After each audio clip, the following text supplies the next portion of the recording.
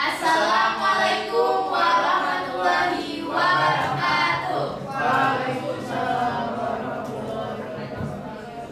Halo semuanya, kami dari kelompok 5 yaitu kelompok genomion 517.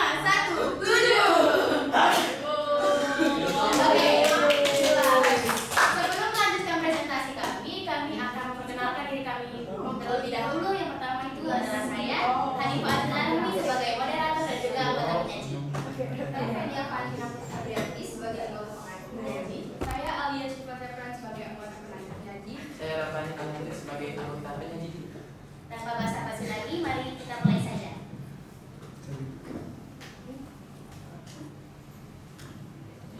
Nah, tenaga eksogen.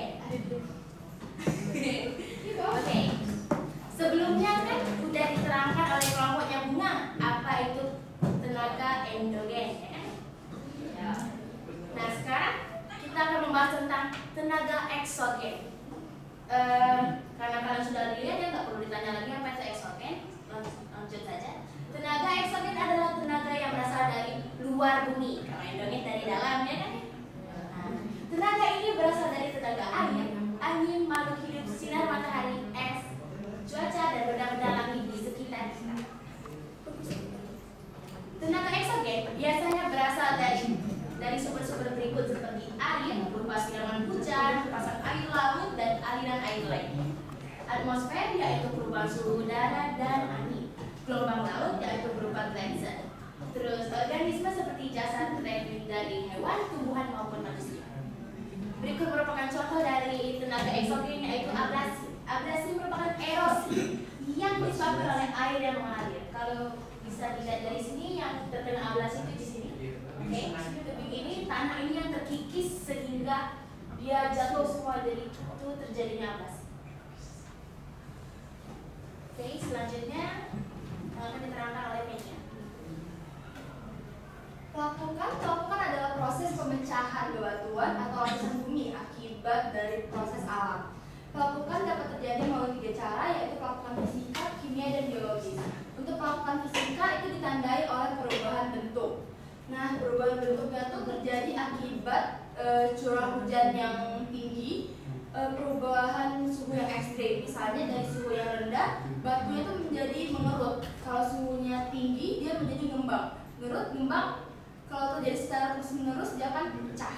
Retak, akhirnya pecah. Nah, ini contohnya. Ini pelapukan fisika. Kalau pelapukan kimia itu terjadi akibat selain dia juga perubahan bentuk, dia juga mengalami berkurangnya struktur kimia dalam batu itu. Kalau fisika, struktur kimia tetap sama walaupun dia pecah belah, tapi tetap batu itu strukturnya. Kalau dari perubahan kimia, struktur kimia itu berubah. Sedangkan pelapukan biologis itu terjadi oleh dari 3 makhluk hidup, yaitu manusia, tumbuhan, dan hewan. Kalau dari manusia itu bisa dari pengecoran atau pembangunan gedung, itu kan batunya tuh pecah. Terus kalau dari hewan itu misalnya hewan penggali seperti luwak. Nah, itu batunya juga pecah. Untuk tumbuhan dia muncul lumut di batunya. Kemudian akan disambung oleh Ali. Pengikisan. Pengikisan yaitu merupakan proses perubahan permukaan bumi yang terjadi ketika massa tanah atau batuan terurai bergerak menuju tempat yang lain melalui aliran air atau pergerakan angin. Nah, pengikisan ini terbagi dari berbagai macam. Yang pertama adalah pengikisan oleh air sungai, pengikisan oleh pasang surut, pengikisan oleh angin, dan inundasi. Yang pertama, pengikisan air sungai, yang berarti pengikisan terjadi akibat air sungai yang mengalir deras membawa material keras dan padat sehingga terjadi pengikisan di wilayah sekitarnya. Selanjutnya itu pengikisan pasang surut. Hal ini terjadi akibat hantaman gelombang air laut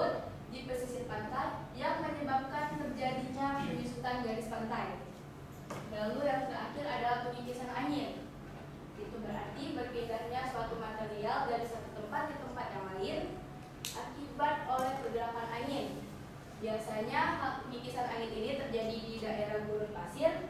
Contohnya itu Bukit Pasir. Bukit Pasir itu Bukit Pasir itu terjadi dari pasir-pasir yang diendapkan di tempat lain lalu menumpuk lama-lama menjadi bukit pasir. Yang selanjutnya akan dijelaskan oleh Adi.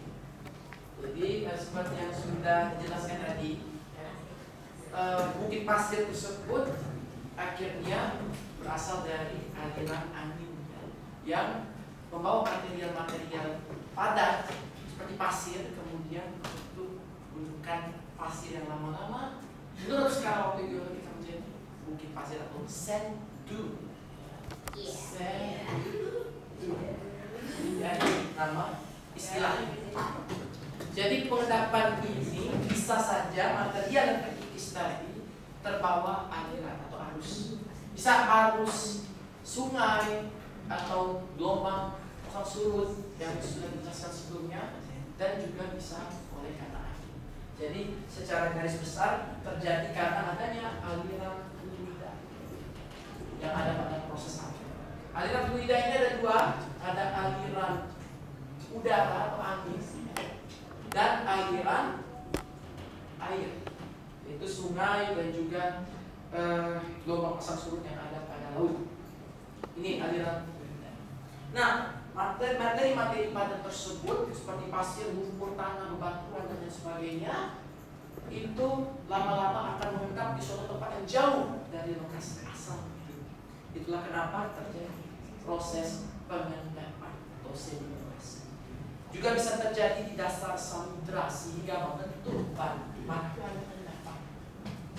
Batuan endapan terjadi di dasar samudra. Ketika ada ganggang, jasa teknik, plankton di dasar laut yang tertimpa oleh sedimentasi batuan seperti ini berjuta-juta tahun lamanya, akan terjadi proses pelapukan. Jadi mereka saling bergabung satu sama lain sebagai tenaga eksogen membentuk suatu mineral-mineral yang berfungsi tinggi untuk manusia dan membantu manusia dalam sektor industri. Itu ya. Jadi ini salah satu contoh dari pengendapan batuan. Oke. Nah, sedimentasi ini bisa membentuk bentang alam yang bisa digarisbesarkan menjadi tiga. Ada delta di sini. Jadi di muara sungai, di mana pertemuan sungai dengan laut itu sendiri, itu kan ada muara ya. Di muara tersebut ada arus sungai yang lajunya rendah dan ada arus air laut yang lajunya tinggi. Nah, karena kecepatan laju dari air arus sungai tersebut rendah dan posisinya air sungai ini membawa materi padat. Oleh karena itu, ketika pertemuan dengan air laut yang ada di muara tersebut, materi tersebut terjebak di muara itu. Dia tidak bisa maju posisinya di sini karena arus tersebut secara luas, yang wilayahnya luas, perairannya itu terjadi perbedaan kecepatan arus. Dengan material yang ada di muara terjebak, akan terjadi pengendapan. Inilah pengendapan ini membentuk pemandangan delta. Contohnya bisa delta Sungai Nil. Itu deltanya cukup luas. Bisa dilihat gambar-gambar, foto-foto atau pemandangan delta Sungai Nil yang biasanya ada di Google Image. Oke, ini delta, kemudian ada tanggul alam. Ya, ada gambarnya. Tanggul alam. Nah, tanggul alam ini membentuk tanggul, tapi tanggul karena proses alam. Jadi sungai ini keadaannya biasa saja sungai. Dia punya arus kecepatannya sendiri. Nah, kemudian saat sungai tersebut meluap karena proses alam tadi, sungai tersebut meluap, tentu sungai tadi membawa materi yang padat yang dia keluarkan dari dasar air. Akhirnya apa? Akhirnya ketika sungai tersebut menyusut, material yang ada di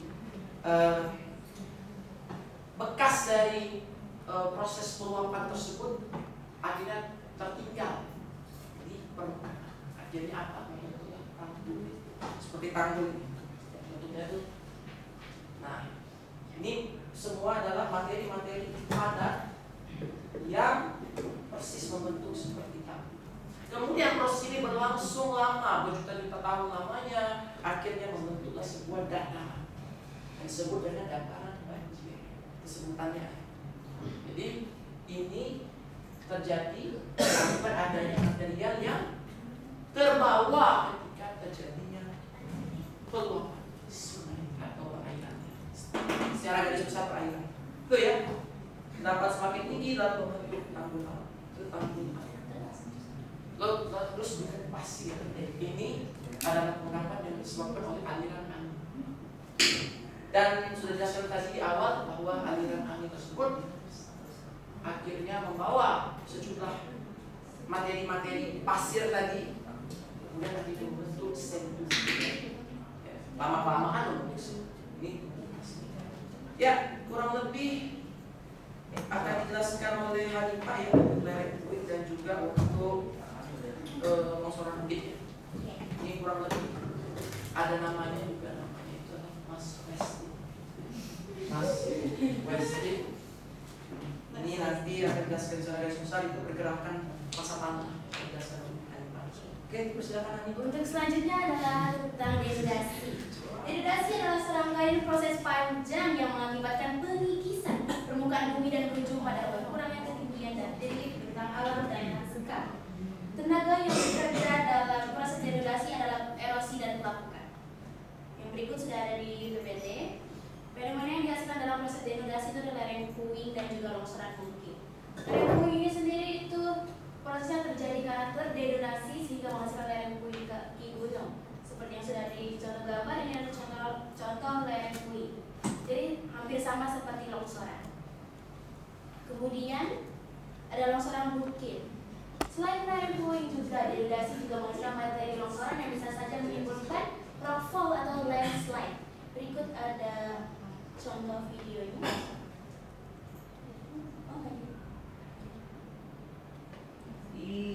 Seru. Bayangkan yang terjadi di bumi kita berjuta-juta tahun. Akhirnya bapak itu pemandangan. Kelihatannya mengerikan, tapi itu yang terjadi pada bahkan jauh sebelum kita kejadian ini sudah indah bagi kita ketika tenaga eksogen dan endogen bersatu. Tenaga tersebut tenaga eksogen dan endogen bersatu.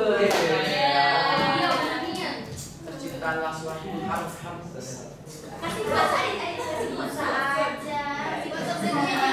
Jadi kita harus saling tolong menolong. Tenaga yang berbeda bisa menghasilkan suatu keindahan yang Jadi kelompok dua dan kelompok. bahkan orang lain yang tidak ikut menyumbangkan tenaganya untuk membantu bahkan terpesona di balik tenaga yang sendiri. Ya begitulah ya. Oke, sekian dari presentasi kami. Sebenarnya kami memang ingin memberikan pertanyaan ataupun memberikan sesi pertanyaan, tapi setelah melihat PPT dari kelompoknya sebelumnya, kelompok 4